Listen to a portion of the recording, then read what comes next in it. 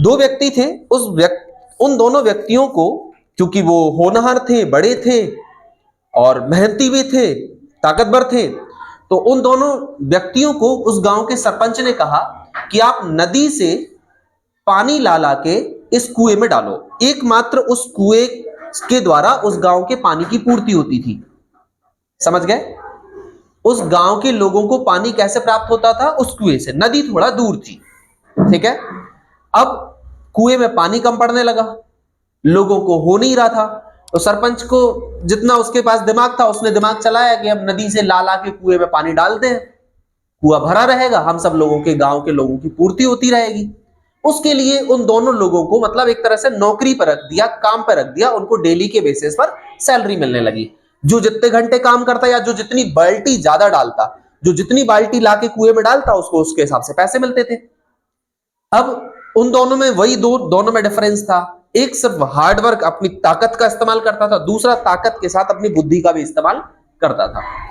तो एक ने, कुछ दिन तो दोनों ने बराबर ही काम किया, ज्यादा से ज्यादा बाल्टियां भर भर के लाते थे, पूरा दिन भर सुबह से लेकर शाम तक बाल्टियां नदी से भर भर के कुएं में डालते, ऐसा वो काम करते थे।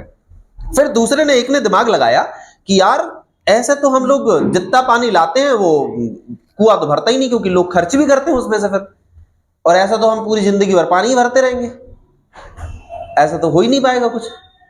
तो फिर एक ने दिमाग लगाया कि कुछ थोड़ा सा तरकीब निकालते हैं, सोचते हैं कि पानी को इजी तरीके से, सरल तरीके से हम नदी तक कैसे ला सकते हैं।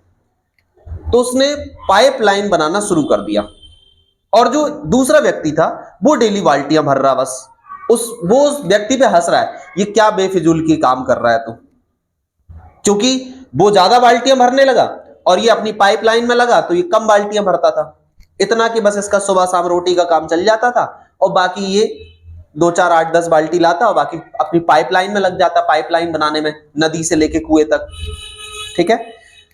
लेकिन ये लगा रहा, इसने किसी की नहीं सुनी, क्योंकि ये अपने तर्क का इस्तेमाल कर पा रहा था, ये अपने लॉन्ग साइटेडनेस का इस्तेमाल कर पा रहा था, अपनी दूरदर्शिता से ये सोच पा रहा था कि अगर ये मेरा काम सक्सेस हो गया तो मुझे कुएं से डेली डेली बाल्टी लाने की जरूरत नहीं पड़ेगी, इस पाइपलाइन से डेली पानी आएगा, कुएं में भर जाएगा। उसने अपने स्मार्ट वर्क, अपने इंटेलिजेंसी से उस पाइपलाइन को कुछ ही दिनों में बना लिया, और फिर उस पाइपलाइन से नदी से सीधा पानी उसके कुएं में आने लगा।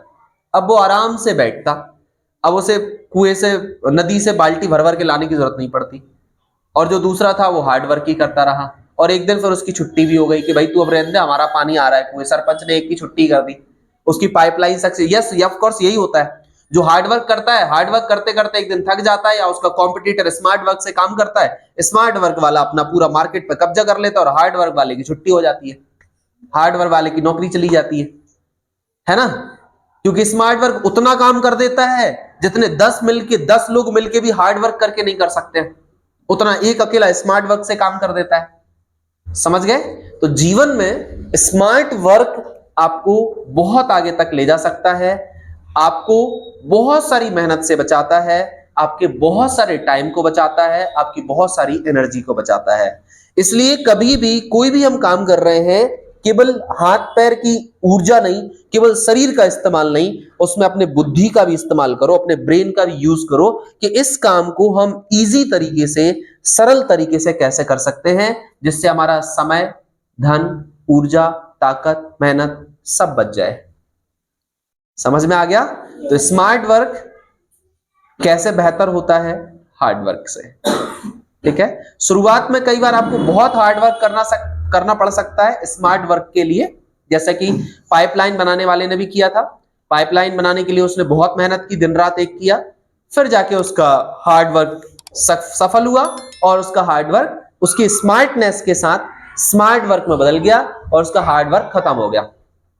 ओके, ऐसे ही हमें भी जीवन में स्मार्ट वर्क करते हुए आगे बढ़ना चाहिए।